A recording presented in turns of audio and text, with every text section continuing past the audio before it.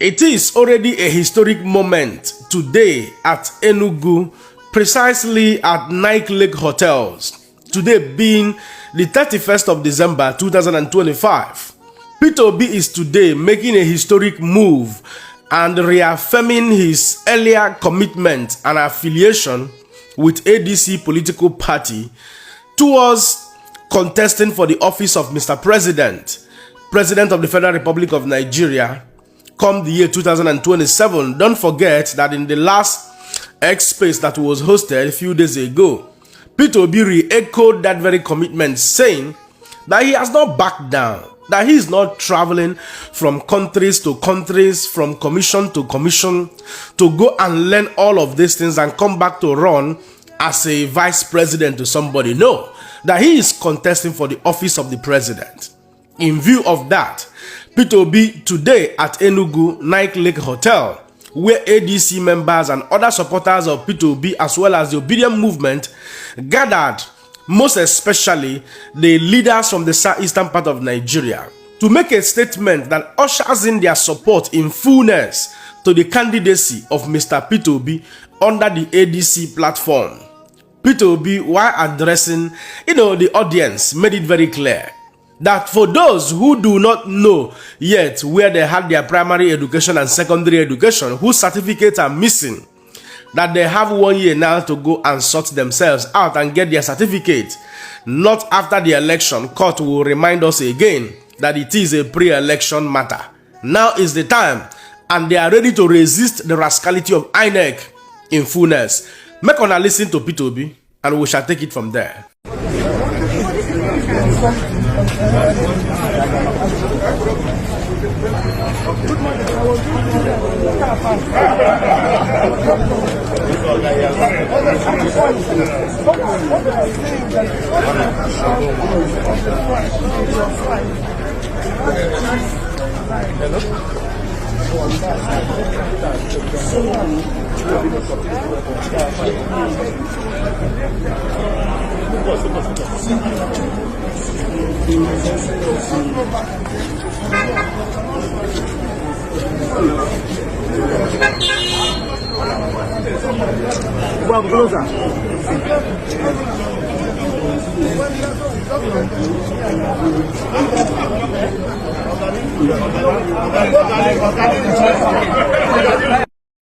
And all the elders that are here, because all the ex-governors here, apart from maybe my junior brother Emeka, all my seniors.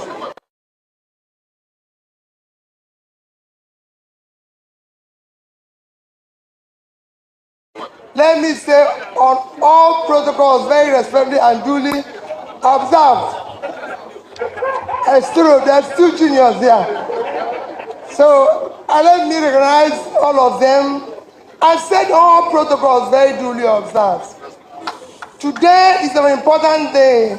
Today is the last day of 2025.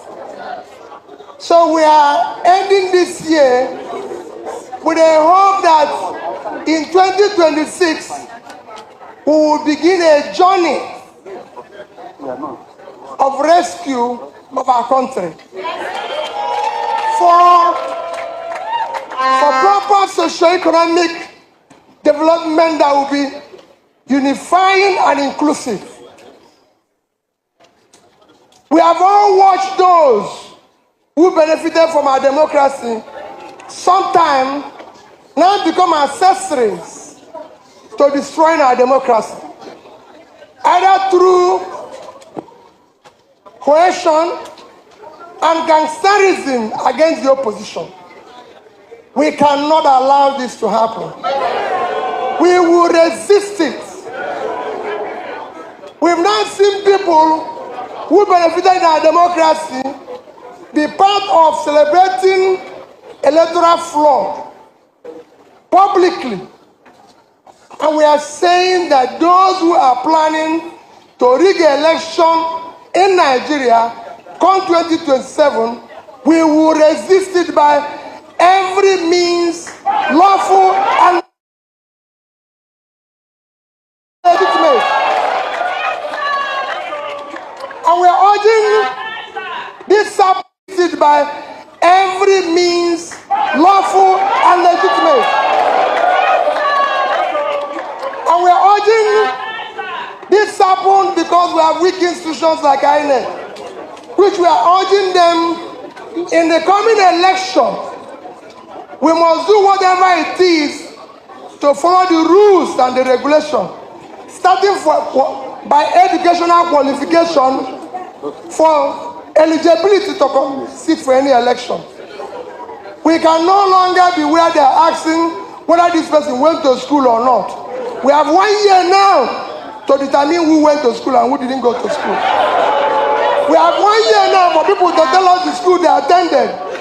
And when they left those schools, we don't want it to be something we go to court after election. They say it's pre-election matter. We have pre-election situation now to verify everybody who wants to contest the election for Nigeria. And we must follow that. Our commitment is about Nigeria.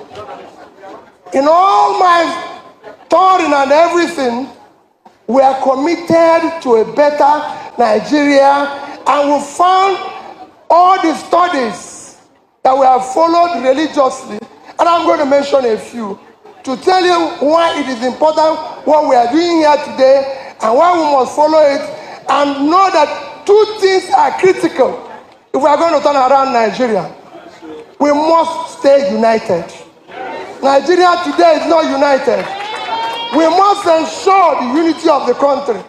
We must ensure we have competent leadership. I have followed by studies of where we have conflict, where we have strife, where there's disunity, and where there's unity, and what it brought about. Because of it, I've read several books in it, but I'm going to cite. Well, this very step from Peter Obi is completely strategic. I believe it will go a long way to clear the doubt of many Nigerians and some obedient who have had this doubt in their heart. If truly Peter Obi is contesting for president, under which platform, under which political party, you know what I mean? It is expected. ADC political party remains the only party now in Nigeria which has not been grossly infiltrated by APC rascality. Although I for one knows that it will certainly come, because the way as they are preaching for a one-party system, that is their game plan, so that they will have just one sole kingmaker under the rascality of supposed democratic governance in Nigeria. A one-party kingmaker, a one-sole kingmaker who will decide the fate of every man in Nigeria, the same way one man decides the fate of everybody in Lagos State. That is more like a dictatorship or monarchy system of governance, which must not be, promoted under a democratic dispensation. I've always pointed it clear that the moment we migrate into a one-party system in Nigeria, we have killed democracy. Because the moment meritocracy, the moment's competitiveness, the moment's accountability, competitive innovations and creativity dies as a result of one-party system that encourages sycophancy, that encourages OS membership instead of being critical, as well as coming up with constructive criticism and advice, or alternative knowledge, or alternative access and problem solving to situations. Everybody will relax on their oars and sycophancy will win at the end of the day. A clear most recent example that will tell you that APC has infiltrated all political parties in Nigeria, trying to bring everybody under the platform of APC, is what is happening in AMPP now. Kwankwaso is already crying out loud, telling the governor of Kano State, His Excellency Abba Yusuf, that nobody has ever succeeded after betraying him.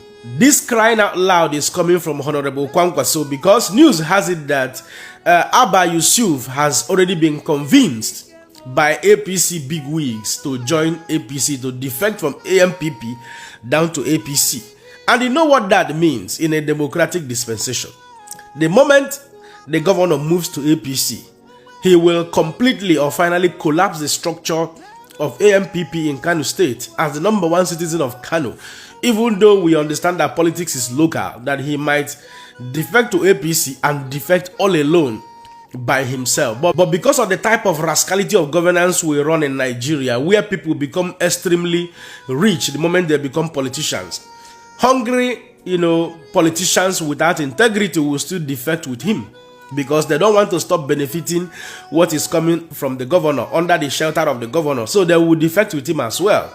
And in that case, the next thing is for them to go and share money to the local government, to the hungry Kanu citizens, and then they will rally around behind their candidacy under APC. So when that happens, what we are doing is that we are killing democracy in Nigeria. We are destroying democracy in Nigeria. And that is why I will continue to lend the voice with P2B. I'll continue to lend my voice. Because without P2B, for example, in the Nigeria of today, just imagine what would have become the order of the day. Just imagine how many situations P2B has responded to criticize the government constructively, that the government had to go back and forth. Think about the army officer that Alhaji Bola Ahmed Tinubu told the Nigerian military to promote the other time. Later, after he was criticized, he has to go back again, back and forth.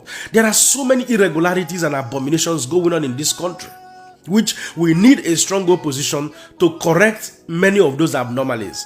And that is what P2B stands for. Due process, which I'm enjoying all credible youth of this country, Nigeria, to understand that after God, it is the government. The visa you are looking for to go to America, to go to London, to go to UK, to go to Germany, you want to go to a place where systems and structures work, where good political leadership is working. Why not vote wisely in Nigeria and fix the quagmire of your own country? There is no place like home. Why do you always support rascality back home in Nigeria? Supporting politicians who knows how to steal election. Politicians, you are measuring success in Nigeria and a good politician by how much violence they can give. Yet, you still want to travel to UK. You still want to travel to America. You want to travel to Germany where systems and structures work to go and enjoy the good fruits of their dedication to political leadership, of their dedication to voting credible candidates. But back home, you are supporting evil and rascality. Don't you know that nature will be against you? Not either today or tomorrow. Because you yourself, you be hypocrite. You yourself, you be thief.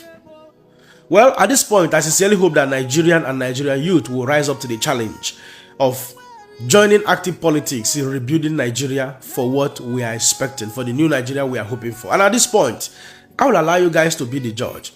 Don't forget to let me know what you think in the comment section and share this video. My another person, Siam. God bless you.